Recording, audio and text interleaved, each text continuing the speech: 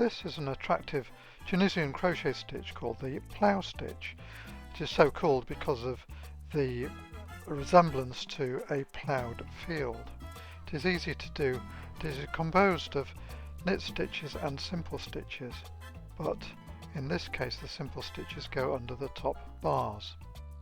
The Plough stitch requires an equal number of stitches and all the forward passes are done the same.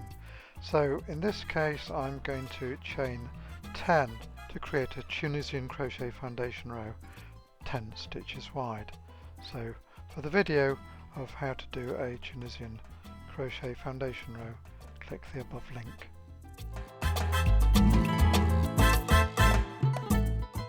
I'm just completing the return pass for the Tunisian crochet foundation row, and the first stitch for the Plough stitch is going to be a knit stitch. So for the knit stitch, insert the crochet hook into the second set of vertical bars from the end. This is the front bar and behind it is the back vertical bar. So insert the hook between the front vertical bar and back vertical bar, yarn over and pull up a loop. The next stitch is a simple stitch, but it is a simple stitch with a difference. A simple stitch is normally worked into the front vertical bar, but for the Plough stitch you push the hook under the top two horizontal bars with one horizontal bar beneath the hook, yarn over and pull up a loop. The next stitch is a knit stitch, so push the hook between the front and back vertical bars, yarn over and pull up a loop. The next stitch is a simple stitch, again pushing the hook in the space between the top two horizontal bars and the single horizontal bar beneath them, yarn over and pull up a loop.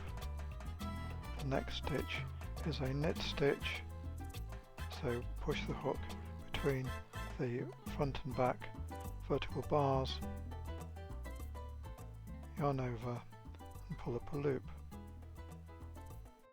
And now for a simple stitch beneath the top two horizontal bars, yarn over, pull up a loop.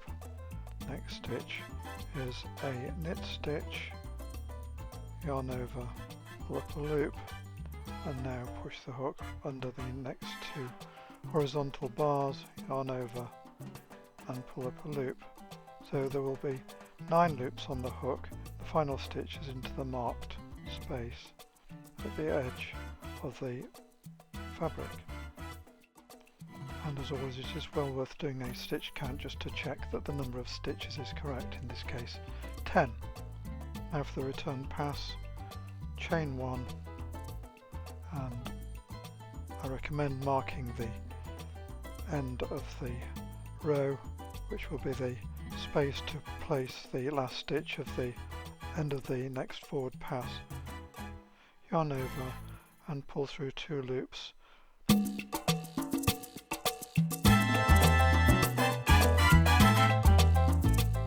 Until there is 1 loop left on the hook. This forward pass and all subsequent forward passes will be exactly the same as the first forward pass, starting with a knit stitch, yarn over, pull up a loop. The next stitch is a simple stitch beneath the top 2 horizontal bars, yarn over, pull up a loop. The next stitch is a knit stitch, push the hook between the 2 vertical bars, yarn over, pull up a loop, and the next stitch is a simple stitch pushing the hook between the 2 horizontal bars at the top and 1 horizontal bar beneath, yarn over, pull up a loop. And keep going with these forward passes and return passes until the fabric is of the required size. I'm just doing the last forward pass for this swatch.